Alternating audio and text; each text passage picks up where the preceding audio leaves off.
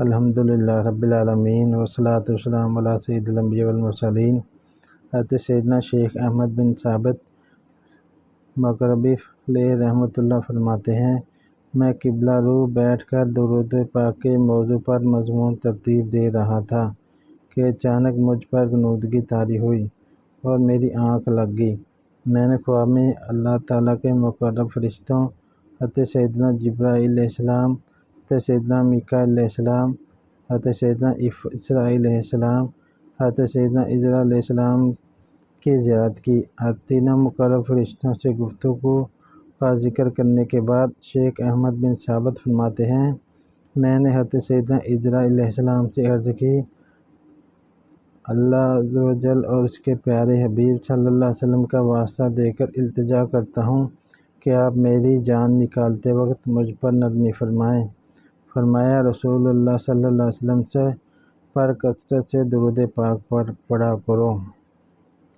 لکڑی کا بوکس۔ ایک شخص مال کمانے کے گھر سے بیرون ملک چلا گیا۔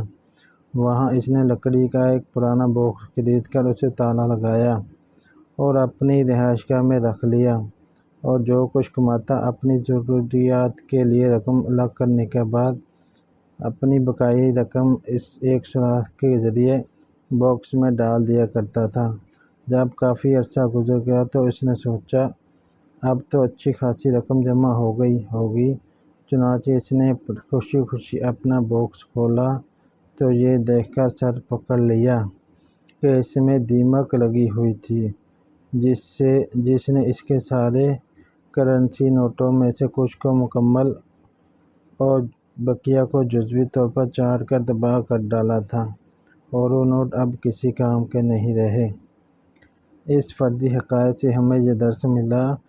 کہ کمانے کے بعد کمائی کو بچانا بھی ضروری ہے، اور اس کے لیے اسے ہر ایسی چیز سے دور رکھنا چاہیے جو اس کو ختم یا کم کر سکتی ہے۔ یہی معاملہ نیکیاں کمانے کا ہے کہ نیکیاں کمانے کے بعد ان نیکیوں کو اخروی زندگی کے لیے محفوظ رکھا جائے اور ہر ایسے کام سے بچایا جائے جس کی وجہ سے نیکیوں کا ثواب ضائع یا کم ہو سکتا ہے۔ نفس و شیطان انسان کو نیکی سے روکنے کے لیے پورا زور لگاتے ہیں، اور اگر انسان ان کے وار کو ناکام کر کے نیکی کرنے میں کامیاب ہو بھی جائے تو ان کی کوشش ہوتی ہے کہ انسان کی نیکیاں ذخیرہ آخرت میں جمع نہ ہونے پائے، اس لیے وہ انسان سے ایسی غلطی کروا دیتے ہیں جس کی وجہ سے نیکی کا ثواب ختم ہو جاتا ہے۔ قرآن کریم اور مکی مدنی سرکار کے فرامین میں ایسی کئی چیزوں کو بیان کیا گیا ہے۔ مثلاً فرمان مصطفیٰ صلی اللہ علیہ وسلم ہے، یعنی حسد سے بچو، وہ نیکیوں کو اس طرح کھا جاتا ہے جیسے آگ خشک لکڑی کو کھا جاتی ہے۔